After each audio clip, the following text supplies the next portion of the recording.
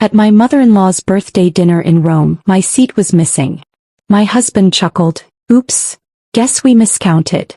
As the family laughed, I calmly said, "Seems I'm not family," and walked out. 30 minutes later, they discovered I'd cancelled the entire event. Venue, catering, everything. Their faces turned ghostly white. "Seems I'm not family," I said, my voice steady despite the earthquake happening inside my chest. The words hung in the air of that exclusive Roman restaurant as 12 pairs of eyes stared back at me with expressions ranging from shock to poorly concealed satisfaction. My husband Sean's light chuckle as he'd said, "Oops, guess we miscounted," still echoed in my ears as I turned and walked away from the table where there was no chair for me. The humiliation burned through my veins as I exited the restaurant, but not a single tear fell. Instead, I felt an eerie calm take over as I pulled out my phone and opened the event management app I'd built my career on. I had 30 minutes before they'd realize what I was doing, and that was more than enough time. Before we begin, I want to take a moment to thank each of you for being part of this incredible journey. Sometimes the most powerful moments come when we finally recognize our worth. If you've ever felt like an outsider looking in, this story might resonate with you.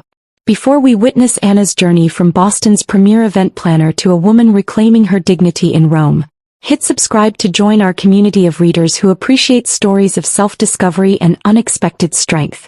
Now let's step behind the curtain of a marriage built on appearances. My name is Anna Morgan Caldwell. 5 years ago, I was just Anna Morgan, the founder of Elite Affairs, Boston's most sought-after event planning company. I'd built my business from the ground up after putting myself through business school. Every elegant gala, every perfectly executed corporate gathering, every society wedding in Boston had my invisible fingerprints all over it. My reputation for discretion, attention to detail, and ability to pull off the impossible had made me the go-to planner for the city's elite. That's how I met Sean Caldwell at the charity gala I organized for the Boston Children's Hospital. Tall, with perfectly coiffed dark hair and a smile that crinkled the corners of his eyes, Sean had the easy confidence of someone who'd never worried about money. He was charming in that practiced way of men born into privilege, but there was something genuine in his interest in my work.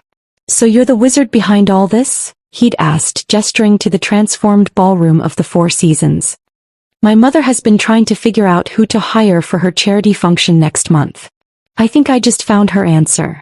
One job led to another, and soon I was regularly planning events for the Caldwell family. The Caldwells were Boston aristocracy with old money that traced back to shipping and railroads. They had that particular brand of wealth that didn't need to show off. It was evident in the subtle quality of everything they owned, the ease with which they navigated their world. Our romance began 6 months after I started working for his family. Sean pursued me with the same determination he brought to his work at the family's investment firm. There were warning signs, of course. The way his mother, Eleanor, looked at me with barely concealed disapproval when Sean first introduced me as more than his event planner. The casual comments about my humble beginnings. The surprise in people's voices when they discovered I was dating a Caldwell. "You've done well for yourself," Eleanor had said during our first dinner together as a couple, her smile not reaching her eyes. "Self-made success is so American." I ignored these signs because I was falling in love with Sean. He seemed different from his family, more open-minded, less concerned with lineage and status. When he proposed 11 months after our first date, I said yes despite the nagging feeling that I was entering a world that would never truly accept me. The wedding was, naturally, the social event of the season. I planned much of it myself, unable to trust another planner with my own wedding. Eleanor had opinions about everything. The venue wasn't traditional enough, the menu too adventurous, the guest list missing key society names. I compromised where I could, held firm where it mattered to me. Sean played peacemaker, but I noticed he rarely contradicted his mother directly. After the wedding, the undermining became more systematic. Despite using my company for their events, the Caldwells constantly questioned my decisions, changed plans last minute, and took credit for my ideas. At family gatherings, my opinions were solicited then dismissed. My background in event planning was treated as a charming hobby rather than a successful business. "Anna has such a good eye for these things," Eleanor would say to her friends, patting my hand condescendingly. "It's almost like having a personal party planner in the family." Sean never defended me. He'd shrug and tell me later that's just how his mother was, that I shouldn't take it personally. But it was personal, and it got worse as the years passed. The opportunity to plan Eleanor's 70th birthday in Rome should have been my crowning achievement. A week-long celebration in the Eternal City, culminating in a dinner at a Michelin-starred restaurant overlooking the Colosseum. I threw myself into creating the perfect event, leveraging every contact I had in the industry. It was during this planning that I discovered the first cracks in the Caldwell facade. The deposits for venues were delayed. Vendors called asking about payments. When I mentioned it to Sean, he brushed it off, saying the family accountant was just being cautious with international transfers. But I saw the statements accidentally left open on his laptop. Investments gone bad, properties mortgaged to the hilt, lines of credit maxed out. The Caldwell fortune was dwindling fast. Still, I kept planning, using my own company's credit line to secure deposits when needed. I told myself it was temporary, that Sean would explain everything once the birthday celebration was behind us. Then came the morning of our flight to Rome. Sean was in the shower when his phone pinged with a message. I never checked his phone, I'd always respected his privacy. But something made me look that morning. The message preview from V was clear on his screen. Can't wait to see you in Rome. Have you told her yet? My fingers moved without conscious thought, opening the message thread with Vanessa Hughes, Sean's college girlfriend. The woman his parents had always adored. The woman they had expected him to marry before he met me. The messages went back months. Plans made. A future discussed. And yes, a baby, their baby, due in 4 months. I took screenshots, forwarded them to myself, then deleted the evidence from his phone. I packed my bags, plastered on a smile, and boarded the flight to Rome with my husband and his family. Now, standing outside that restaurant in Rome, I made my choice. I wouldn't confront Sean before the dinner. I would let events unfold. And when they did, I would be ready. Our flight landed at Fiumicino Airport just as the golden Italian sunset painted Rome's skyline. I'd arranged private transportation for the entire Caldwell entourage.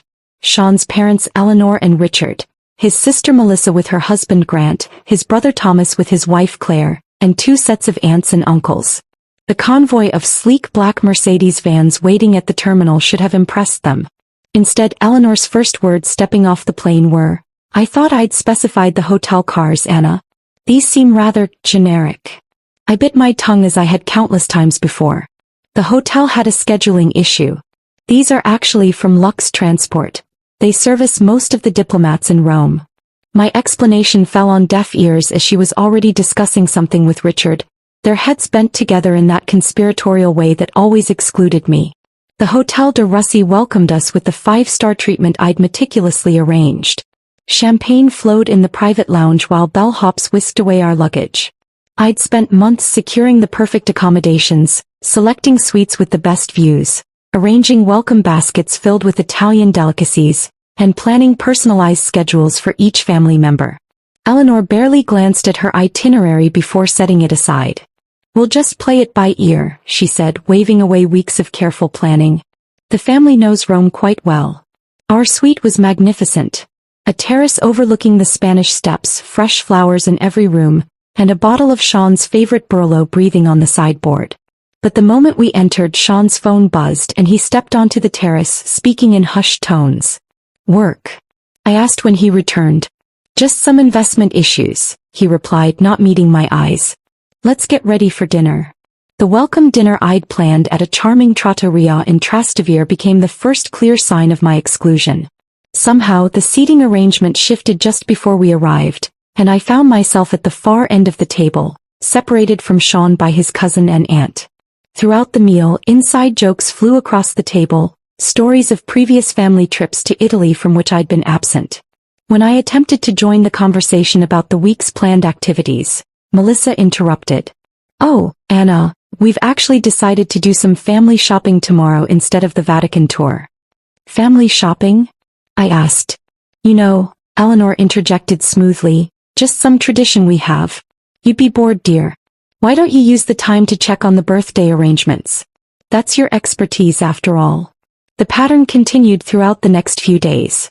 I'd wake to find Sean already gone, a hastily scribbled note about meeting his father for breakfast.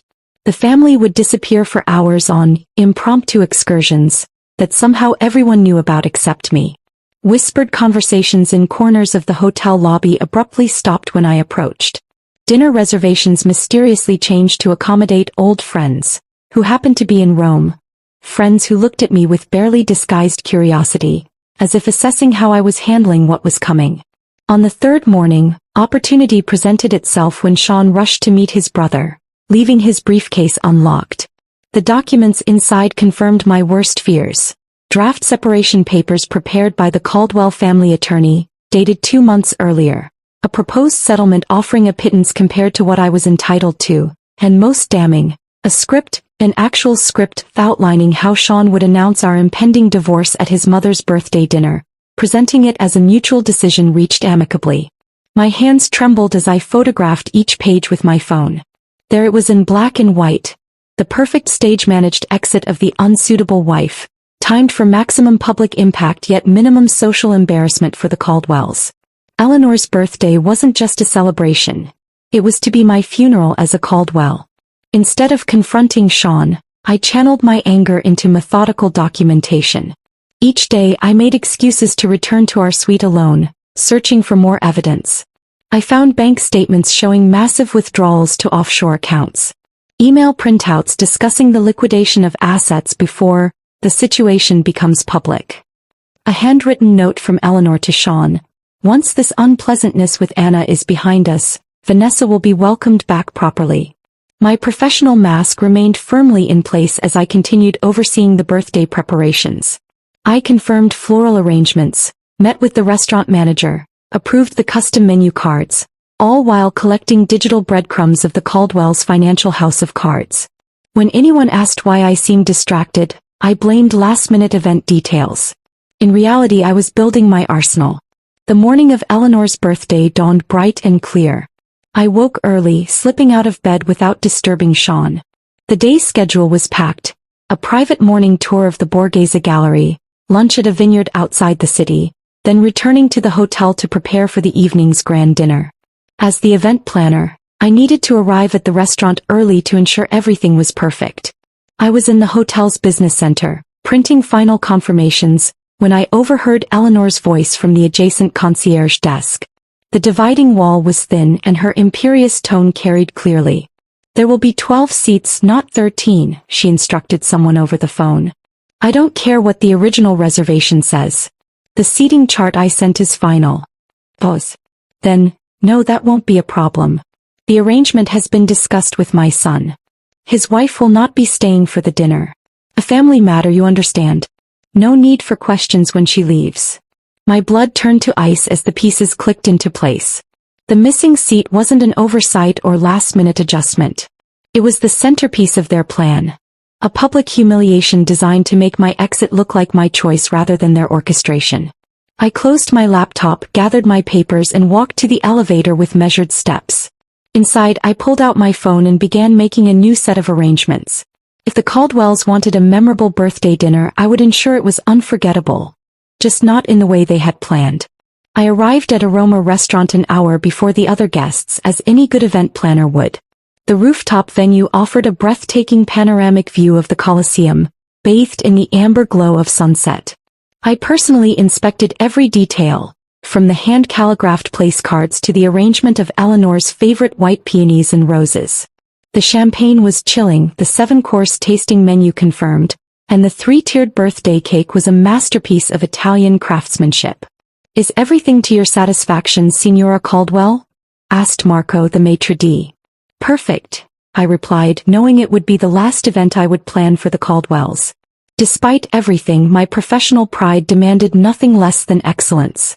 I returned to the hotel to change into the midnight blue Valentino gown I'd purchased specifically for tonight.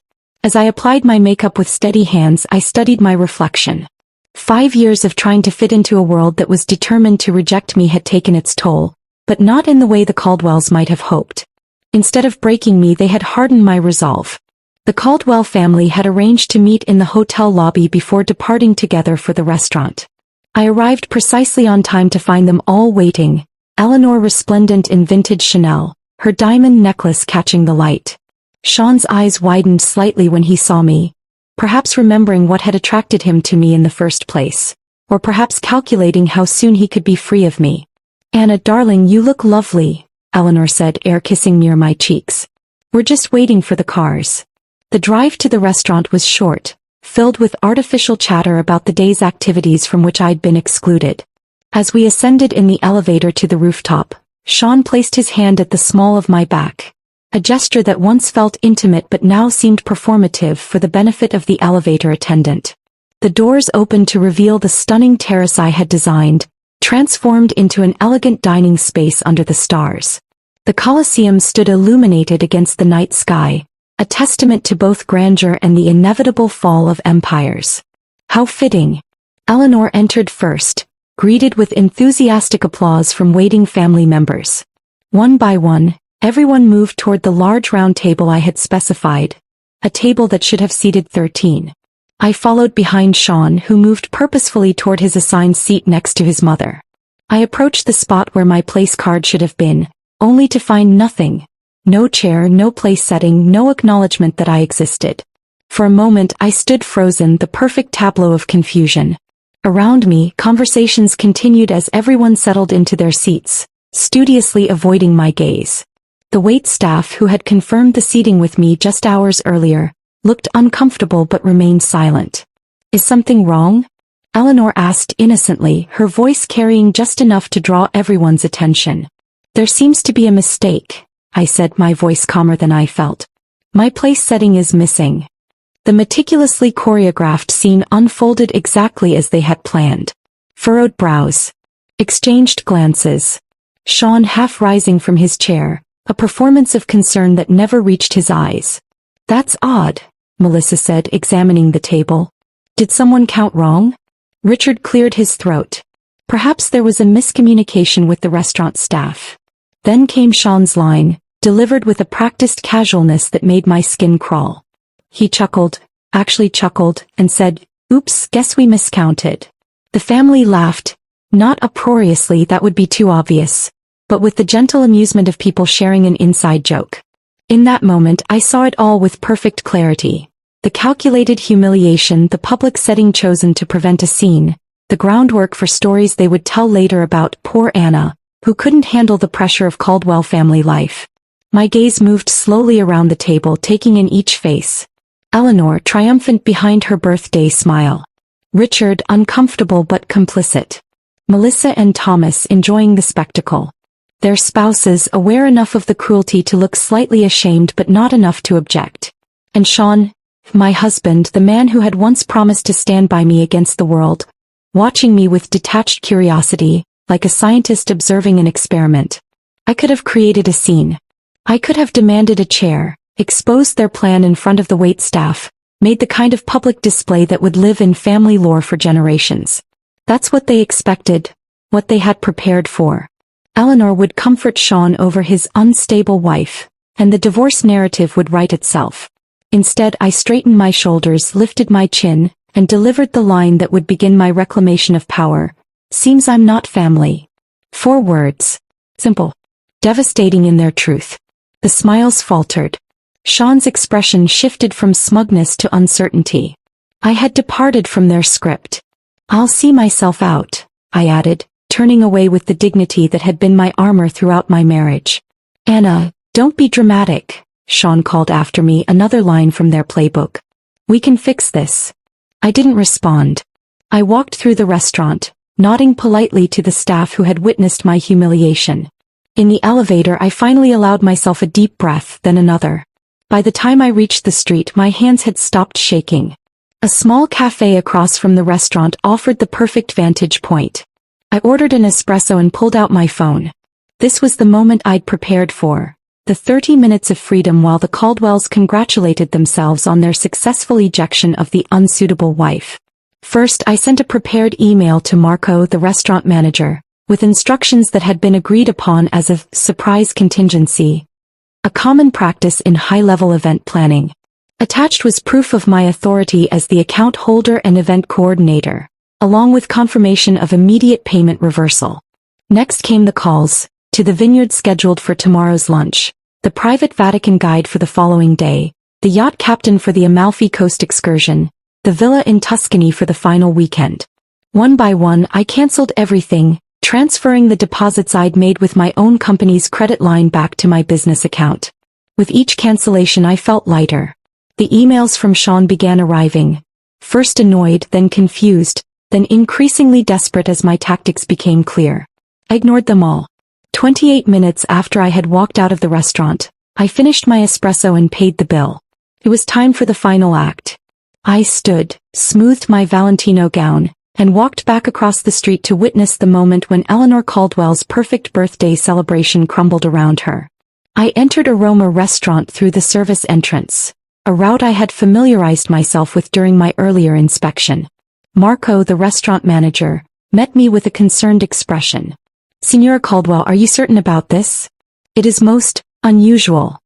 "I'm absolutely certain, Marco. And I appreciate your discretion." I handed him a sealed envelope. "This contains proof of the payment reversals and the cancellation of my company's guarantee for tonight's expenses. As we discussed, the Caldwells will need to provide a new method of payment to continue their dinner." Marco nodded solemnly. In the events world, relationships were everything. I had worked with Marco on 3 previous occasions for other Boston clients visiting Rome. He owed me favors, and while he might find my request peculiar, professional courtesy dictated he comply. "When should I inform them?" he asked. "I'll text you in exactly 5 minutes. I'd like to observe from somewhere discreet." He guided me to a small alcove near the kitchen entrance with a perfect view of the Caldwell table. They were in the middle of toasting Eleanor, champagne flutes raised high, faces glowing with self-satisfaction. The first course had just been served. The imported Ostra caviar that Eleanor had specifically requested. It had been almost too easy to dismantle Eleanor's birthday week. Most high-end vendors in the hospitality industry operate in a network of mutual trust and references. As the event planner who had made all the arrangements and whose company credit line secured the deposits, I had the authority to make changes. The digital trail of emails, contracts, and payment authorizations all bore my name and signature, not Eleanor's or Sean's. My phone vibrated. A new message from Sean. "Anna, where are you? Stop being childish and come back." Then another, "Mother is upset. You're embarrassing yourself." I didn't respond.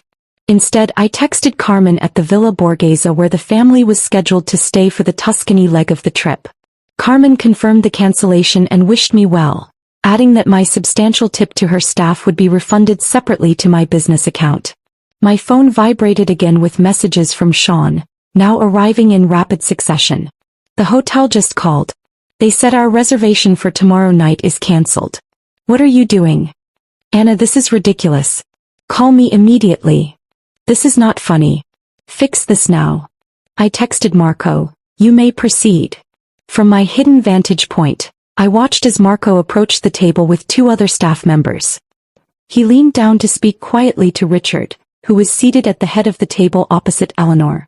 The family continued eating, initially paying little attention to the interruption. Richard's expression changed first, from polite interest to confusion, then alarm. He pulled out his wallet, speaking more animatedly to Marco. The manager shook his head apologetically, showing Richard something on a tablet. By now the entire table had noticed the disruption. Eleanor set down her fork, her regal posture betraying the first hints of tension. Sean was staring at his phone, presumably reading my latest text explaining exactly what I had done. "All deposits have been returned to my company account. All arrangements for the week cancelled. Your family's financial issues are about to become very public. Enjoy your caviar." The scene unfolded like a perfectly choreographed ballet of chaos. Richard stood, his face flushed with anger or embarrassment, perhaps both. Eleanor's hand flew to her diamond necklace, clutching it as if for support. Melissa was frantically whispering to her husband. Thomas pulled out his phone, presumably trying to verify what was happening. And Sean sat frozen, his face drained of color. Unlike the others, he understood the full implications. He knew what I had discovered about their finances. He knew what would happen if his mother's society friends learned that the Caldwells could no longer cover a dinner bill, let alone maintain their lavish lifestyle. My phone rang, Sean calling now, not texting. I declined the call and watched as he stood abruptly from the table, nearly knocking over his chair as he stepped away to try again. This time I answered. Anna, he hissed, his voice a mixture of fury and panic. What the hell do you think you're doing? Seems I'm not family, I repeated calmly. So I'm not responsible for family celebrations. You need to fix this right now. Do you have any idea how humiliating this is for my mother? For all of us. I have exactly the idea, Sean. That was the point. Where are you? His voice changed, desperation creeping in. We need to talk. I can explain about Vanessa, about everything. I'm sure you can. The problem is I've seen the financial statements, Sean. I've seen the emails. I know the Caldwell empire is crumbling, and I know you've been hiding assets offshore before filing for divorce. His sharp intake of breath confirmed what I already knew. He never expected me to discover these things. He had underestimated me just as his family had from the beginning. Those were private. Yes, they were. Just like the text messages from Vanessa about the baby.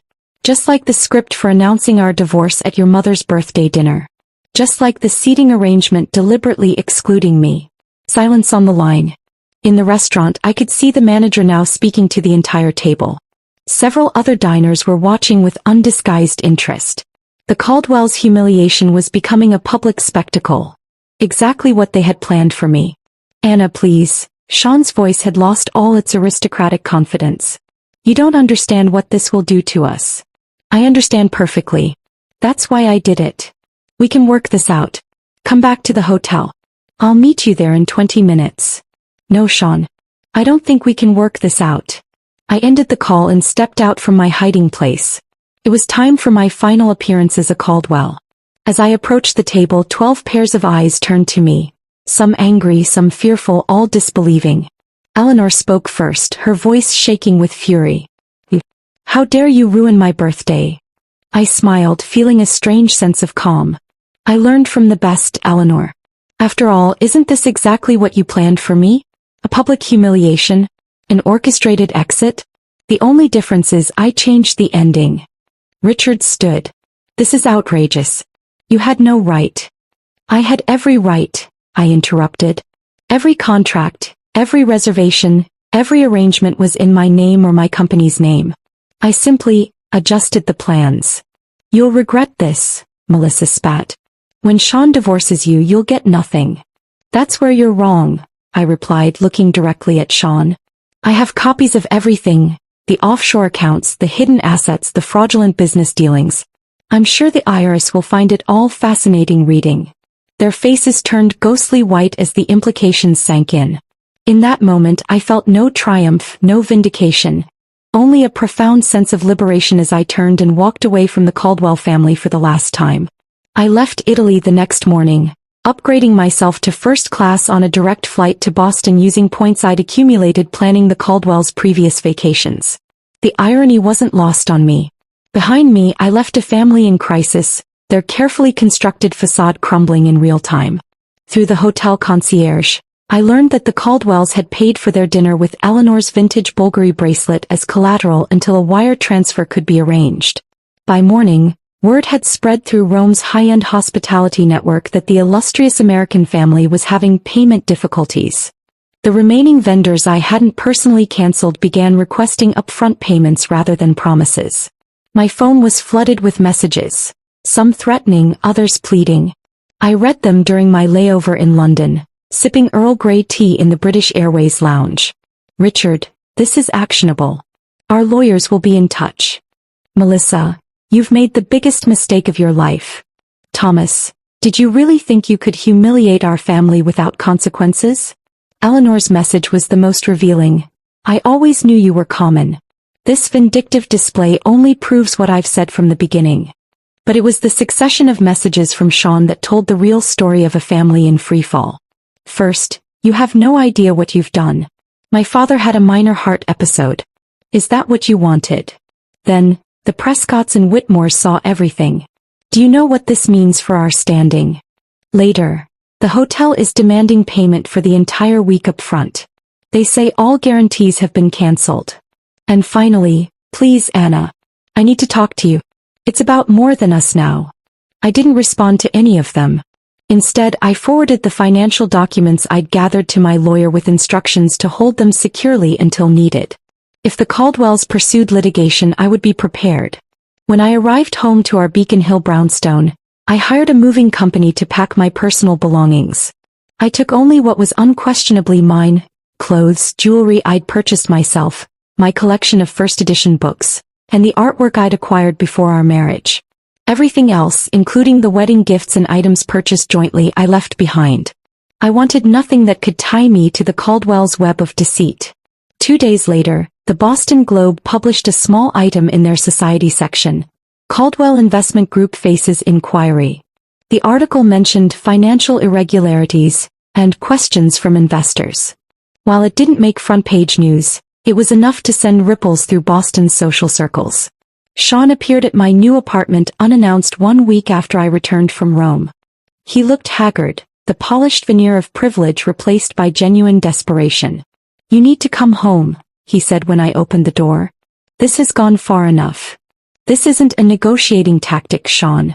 This is divorce." He stepped inside without invitation, running his hands through his disheveled hair. "The SEC is looking into father's accounts. 2 board members have resigned. Mother had to cancel her charity gala because 3 major donors pulled out." "That sounds like a Caldwell family problem," I replied. "Not mine." "It's your problem if I go down with the ship," he countered. "We're still married. My debts are your debts." I allowed myself a small smile. "Not when I have proof that you deliberately excluded me from financial decisions and hid assets with the intent to defraud me in divorce proceedings. My lawyer assures me that's enough to protect me." His facade cracked completely then. Sean sank onto my couch, head in his hands. "I never wanted it to be like this." "What did you want, Sean? To marry me for my event planning skills?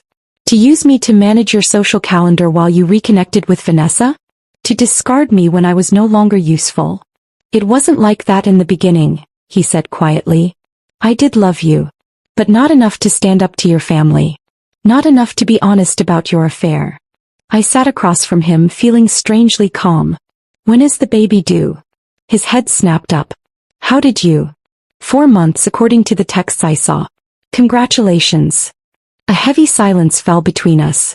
Outside, rain began to tap against the windows of my new apartment. Smaller than our brownstone, but mine alone.